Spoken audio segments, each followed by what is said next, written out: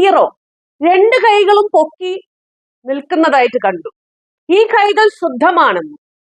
I agree to the point. I definitely agree to the point.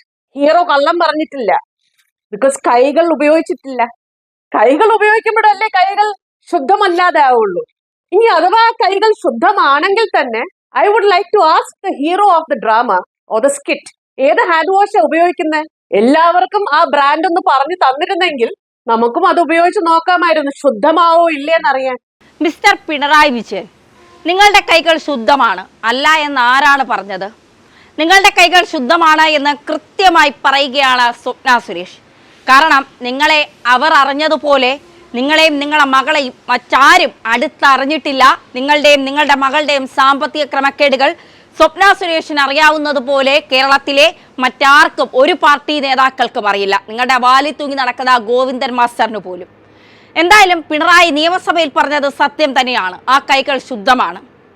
പക്ഷേ പണം വാങ്ങിയത് account വഴിയാണ് എങ്കിൽ കൈകൾ ശുദ്ധമല്ലേ? ചോദിക്കുന്നത് ഞാനല്ല, സ്വപ്ന സുരേഷാണ്. കുറച്ച് ദിവസങ്ങൾക്ക് മുൻപ് സ്വപ്ന സുരേഷ് തൻ്റെ യൂട്യൂബ് ചാനലിലൂടെ പറഞ്ഞ വാക്കുകളാണ് വീണ്ടും അതാ ശ്രദ്ധ നേടാൻ കാരണം. പിണറായിയും മകളും ഇപ്പോൾ മൂട്ടിൽ തീ പിടിച്ചതുപോലെ നെട്ടോട്ടത്തിലാണ്. ഈ ഓട്ടത്തിനിടയിലാണ് സ്വപ്നയുടെ വാക്കുകൾ ഇപ്പോൾ വൈറലാകുന്നത്. വളരെ സർപ്രൈസിംഗ് ആയിട്ട് പുതിയൊരു ഡ്രാമ കണ്ടു. ആ ഡ്രാമയില് ഹീറോ രണ്ട് കൈകളും പൊക്കി നിൽക്കുന്നതായിട്ട് കണ്ടു. എന്നിട്ട് ഒരു എക്സ്പ്ലനേഷൻ,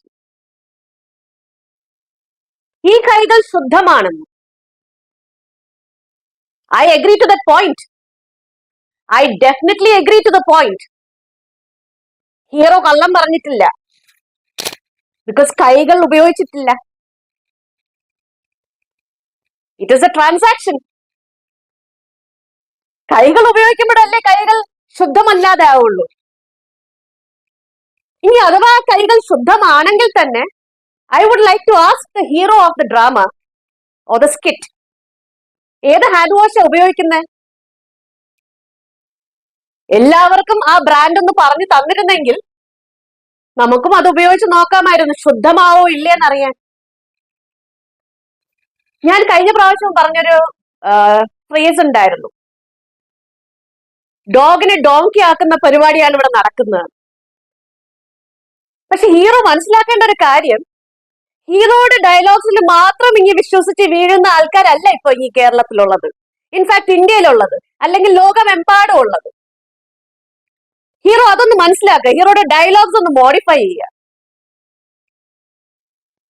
ഇവിടെ OPC എന്ന് പറയുന്ന 1% കമ്പനി തുടങ്ങിയ ഹിസ്റ്ററിയെ കുറിച്ച് ആരും ചോദിക്കുന്നില്ല.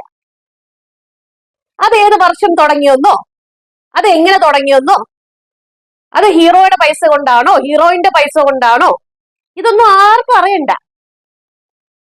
പക്ഷെ ആ കമ്പനിക്കകത്ത് നടന്ന ട്രാൻസാക്ഷൻസിനെ കുറിച്ച് സംസാരിക്കുമ്പോ ആ ഡയലോഗിന് വേണ്ടിയിട്ട് അല്ലെങ്കിൽ ആ ക്വസ്റ്റ്യന്റെ ഉത്തരമല്ലേ പറയേണ്ടത്? ഡയലോഗ് അപ്പൊ മോഡിഫൈ ചെയ്യണ്ടേ?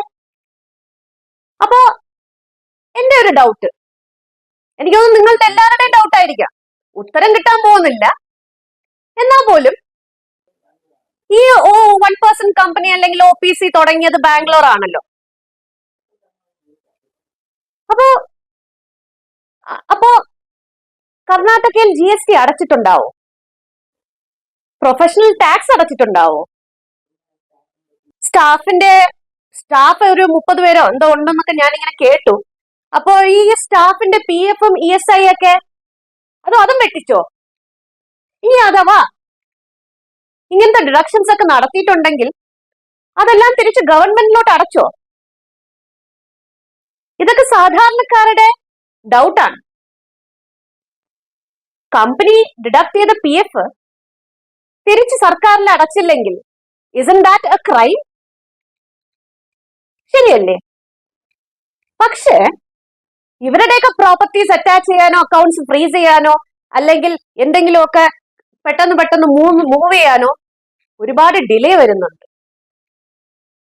പക്ഷെ അതൊരു സ്വപ്ന സുരേഷ് ആണെങ്കിലോ നിയമം വേറെയാണ്. ഓവർനൈറ്റ് കാര്യങ്ങൾ നടക്കും, കേസുകൾ ഒരുപാട് രജിസ്റ്റർ ചെയ്യപ്പെടും. ടോർച്ചേഴ്സ് പല രീതിയിൽ. ജയിലിൽ അടയ്ക്കാനുള്ള ശ്രമം തുടർന്നുകൊണ്ടേയിരിക്കും. സ്വപ്ന സുരേഷിന് നിയമം വേറെ. പക്ഷെ ഹീറോയ്ക്കും ഹീറോയുടെ കുടുംബത്തിനും നിയമം അവരുടെ കയ്യിലാണ്.